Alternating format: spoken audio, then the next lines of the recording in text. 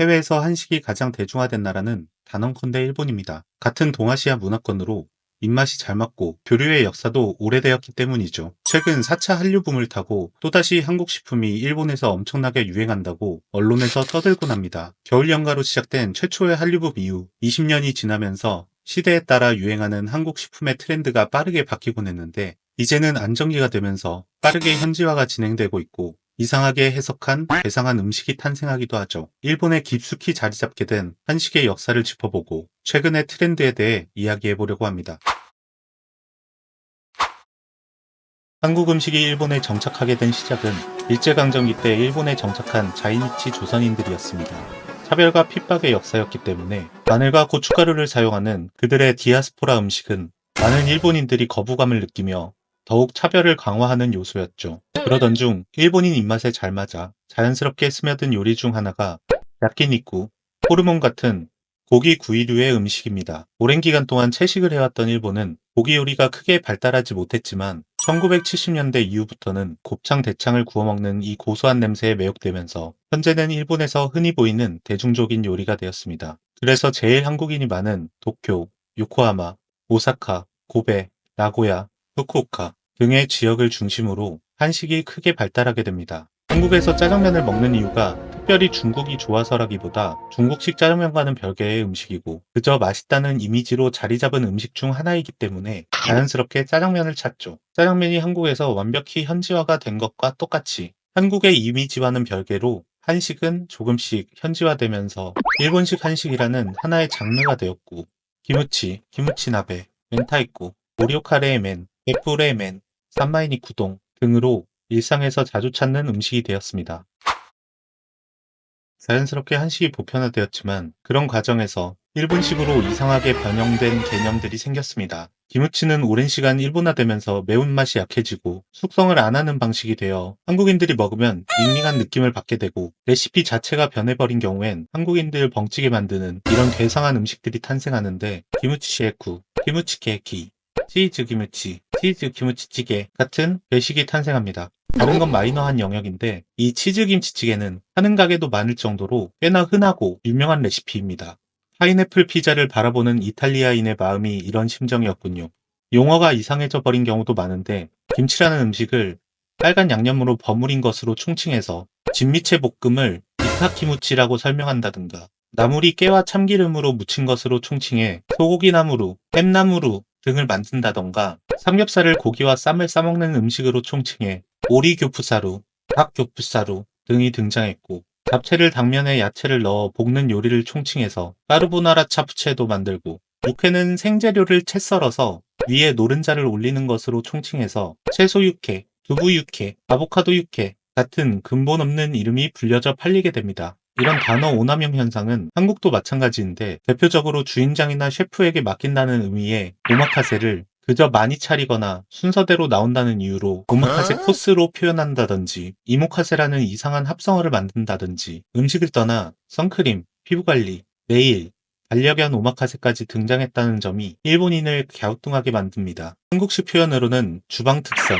맛김 차림 등이 있는데 훨씬 더 고급스러운 이미지 혹은 트렌드 선점을 위해 활용되는 것이죠. 사실 이런 현상은 일본이든 한국이든 개념을 이해하지 못했다기보다 오히려 정확히 이해하고 있는 사람들이 마케팅의 수단으로서 왜곡된 단어와 개념을 양산하고 있죠.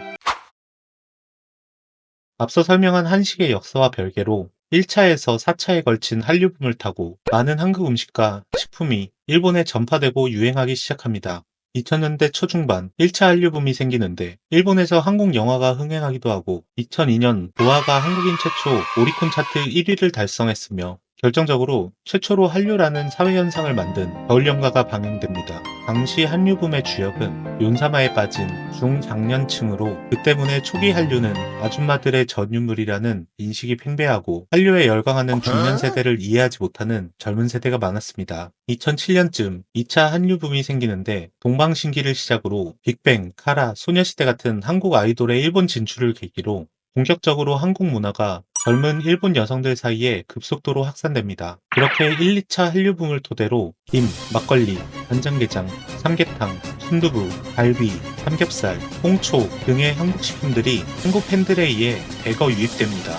그러다 2011년 동일본 대지진으로 어수선한 분위기와 2012년 이명박 대통령 독도 방문 등으로 한일 관계가 휘청거리자 한류를 못마땅하게 생각하던 혐한 우익들이 대거 목소리를 내기 시작했고 2015년에는 방한 일본인이 200만 명 밑으로 추락할 정도로 한일 관계는 냉랭해졌습니다. 한류의 위상이 대중의 영역에서 마니아의 영역으로 다시 떨어진 시기였습니다. 그러던 중 2017년쯤부터 어린 청소년, 청년들 사이에서 BTS와 트와이스가 주목받기 시작했고 SNS도 급속도로 성장하면서 치즈 닭갈비, 불닭볶음면, 달고나 커피, 감자 핫도그 등의 한국의 가벼운 먹거리들이 유행을 타기 시작해 3차 신한류 붐을 일으킵니다. 그리고 2020년 들어 코로나로 인한 OTT 시청이 일본에서도 자연스럽게 늘어났는데 그 과정에서 한국의 드라마, 영화를 접하는 일본인들이 폭증했고 사랑의 불시착, 이태원 클라스, 사이코지만 괜찮아 등 여러 한국 드라마가 넷플릭스 1, 2, 3위를 몇 개월간 독식하면서 기존의 특정 계층에 국한되던 한류붐과 달리 일본 대중 사이에 공고히 스며들며 4차 한류붐이라는 변화가 생깁니다. 현재는 한국 드라마를 보는 걸 사회적 현상이라고 거론하는 것조차 새삼스러울 정도로 당연한 일입니다. 이렇게 20년에 걸쳐 한류는 전 세대가 아우르게 되었으나 여성 중심의 팬층이 한계점이 있었는데 일본의 남성들도 본인의 연인, 가족, 친구 혹은 좋아하는 인플루언서, 연예인, 버추얼 아이돌에 의해서 자연스럽게 한류를 접하고 스며들고 있어서 이제는 한류에 부정적인 사람이 이상한 사람이 되어버리는 사회적 분위기가 생겼습니다. 그 결과 일본의 마트에는 한국 식품 코너가 따로 있을 정도로 한국 식품이 대중화되었죠. 이러한 맥락과 동시에 소비층이 젊어지자 SNS를 통한 유행의 흐름 주도권이 한국으로 넘어오는 경향을 보입니다. 패션이나 뷰티, K-팝은 물론이고 전통적으로 일본이 강세였던 디저트 분야 역시 한국의 유행이 일본으로 퍼져나가는 식으로 급속도로 바뀌었습니다. 애초에 디저트 분야는 SNS로 판매한다고 말해도 과언이 아니라서 브랜드 혹은 상품의 성패가 SNS 전파력에 달려 있습니다. 실제로 설빙, 공차 같은 한국식 디저트가 SNS를 통해 일본에서 유행하게 되고 한국에서 유행하는 소위 핫플레이스의 디저트들은 인플루언서들이 빠르게 전파해 일본에서도 퍼져나가게 됩니다. 대표적으로 최근에 엄청난 강세였던 할메니얼 트렌드가 일본에 전파되면서 현재 일본 젊은 세대에서는 약과가 유행하면서 편의점에서도 쉽게 구할 수 있게 되었고 최근 SPC 삼립도 호빵이 아닌 약과로 일본 진출을 하게 됩니다. 또한 크룽지, 두바이 초콜릿 등 한국에서 인기가 있는 건 즉각적으로 반응에 유행하고 있죠. 2025년부터는 프루키나 요아정으로 대표되는 요거트 아이스크림이 일본에서 유행하게 될 것이고 이 영상은 성지가 되겠죠. 한국의 트렌드를 알면 다음 일본의 트렌드를 미리 알 수 있게 된 것이죠. 일본에서는 최근에 정말 많은 한국식 가게가 생겨나고 있습니다. 다음 영상 한번 보시죠. 梅田で近頃急増しているという韓国料理店。派手な看板が見えてきましたね。ネオン輝くこちらも韓国料理屋さんです。2軒連なってます。ここもだ。ここも韓国料理の居酒屋。すごい賑わってますね。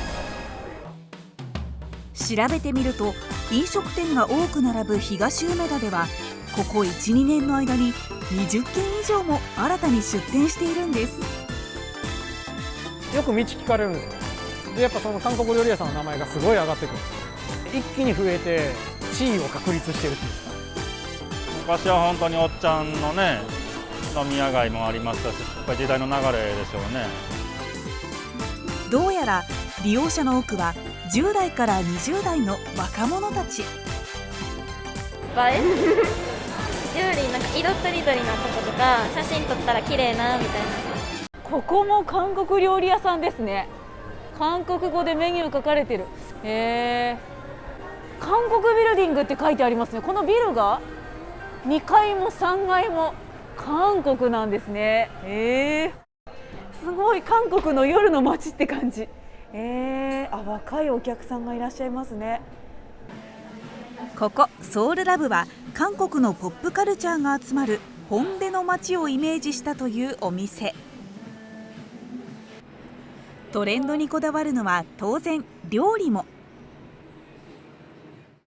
こちらロゼトッポギでございます。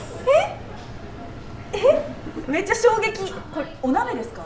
一応この真っ赤なチゲベースのトッポギ鍋の上に生クリームを添えた商品になってます。生クリーム。はい。今韓国で流行中というピリ辛熱々のトッポギ鍋に甘さのない生クリームを混ぜて食べるお鍋。どんな味なんでしょうか。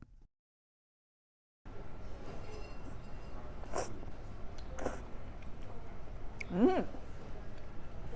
おいしい、おいしい。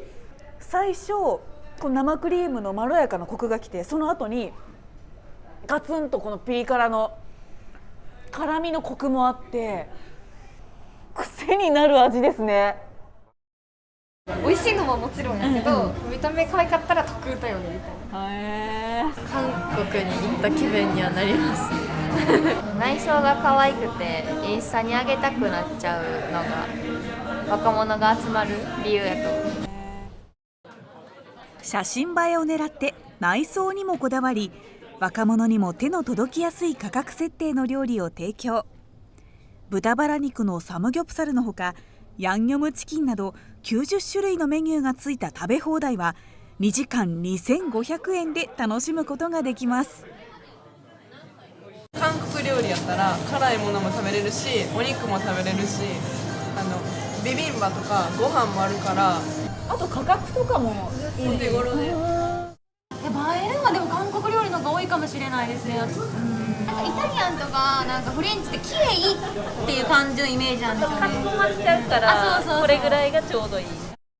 韓国正直嫌いっていう人の方が多分少ないと思うんで、徐々に来てくれるお客様も増えてきたんで、やっててよかったなって思ってます。またお店出されるってことですけど、韓国料理って今そんなに勢いありますか？すごい勢いがまだありますね。とどまらないですか？まだ止まらないと思います。20前半の方にその K-POP のブームが入ってきたんですけど、ここからまだ30代40代の方に徐々に浸透していってるんで、やっぱその一つのジャンルとして韓国料理が定着していくっていうふうに思ってます。じゃあもう流行りじゃないんだと。そうですね。한국에서도 생마차 브랜드가 유행하면서 일본 포차붐이 일어나고 있고, 2024년 9월에는 일본의 대형 닭꼬치 프랜차이즈 소리키조쿠가 홍대에 첫 매장을 냈는데 평일에도 웨이팅이 100팀씩 걸리면서 난리가 났죠. 이렇게 일본과 한국은 점점 더 거리가 좁혀져 서로를 닮아가고 있습니다. 동시에 같은 아이돌과 콘텐츠를 보며 살아가고 있습니다. 앞으로도 서로의 문화를 이해하고 적극적으로 교류하며 많은 이야기들을 만들어 나갔으면 좋겠습니다. 구독해주시면 저도 열심히 일본 먹거리에 대한 재미있고 흥미로운 이야기 해드리겠습니다. 영상 끝까지 봐주셔서 감사합니다.